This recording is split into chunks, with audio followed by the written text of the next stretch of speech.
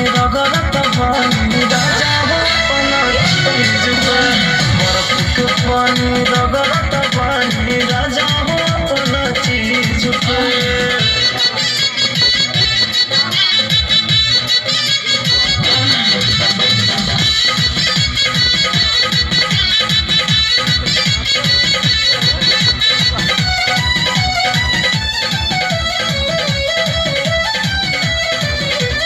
भैले सुनो तो पाती हो करिए उ बड़हन खाती हो भेजी कपड़ा पानी से कहिया ले हो परसती हो।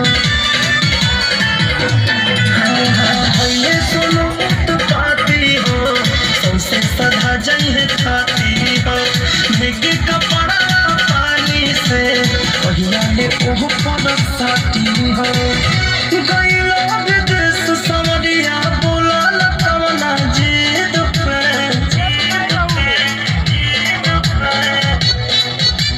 बर्फ के पानी रगड़त बानी